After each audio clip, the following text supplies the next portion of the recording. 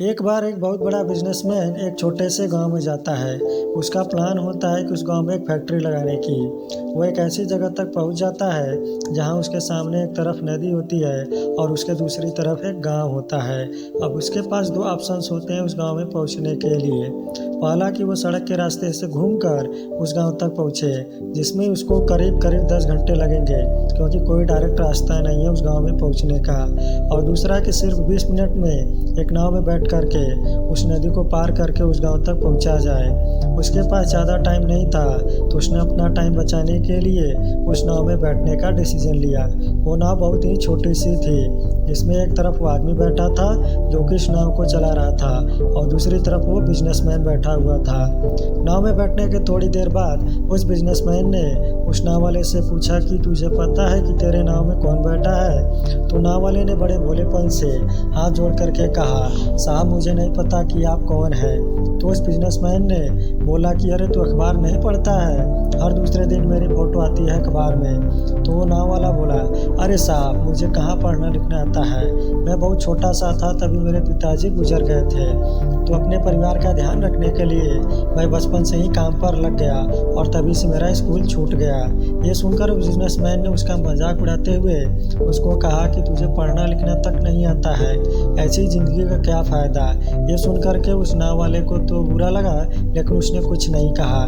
थोड़ी देर बाद उस बिजनेसमैन ने उस नाव वाले से बोला, अभी कुछ दिन बाद ये जो तू ज़मीन देख रहा है, यहाँ पर मेरी एक बहुत बड़ी फैक्ट्री लगेगी, जहाँ पर हमारे ब्रांड की मिनरल वाटर की बोतलें बनेंगी। उस नाव वाले को बात समझ में नहीं आई। उसने कहा, क्या बनेगा साहब?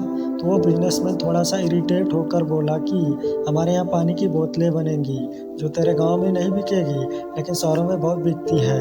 अगर कभी तू शहर गया होगा तो तूने देखी होगी, पानी की बोतलें रखी होती है दुकानों पर। फिर वो नाव वाला बोला, अरे साहब मुझे कैसे पता होगा, मैं तो इस गांव से कभी बाहर गया ही नहीं।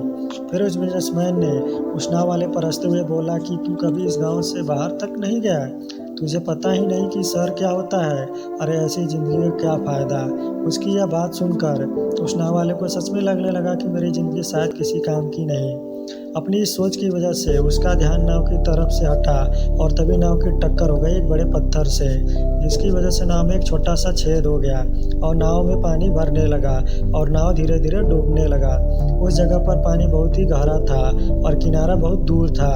उस नाव वाले को बात समझ में आ गई कि अब इस नाव को बचाने का कोई रास्ता नहीं है, और वो अपनी जान बचाने के लिए नदी में कूदने ही वाला था।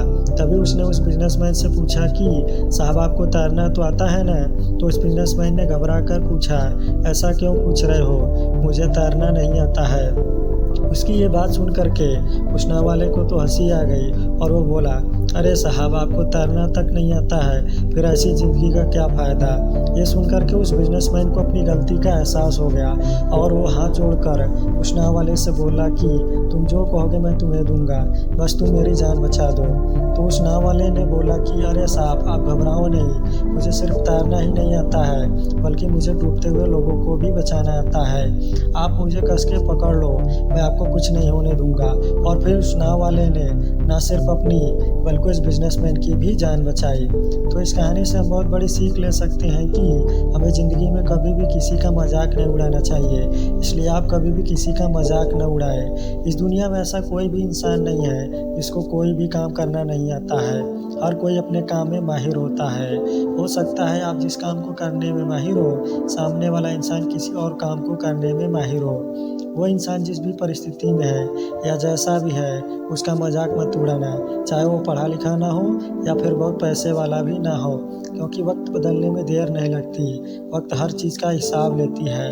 इसलिए ज़िंदगी में कभी भी किसी का मजाक नहीं उड़ाना चाहिए या फिर उसको अपने आप से कम नहीं समझना चाहिए, क्योंकि हमें नहीं पता कि ज़िंदगी में कब, कहाँ और किसकी किसकी ज़रूरत पड़ जाए। Don't make fun of anyone because one day you might be in the same situation.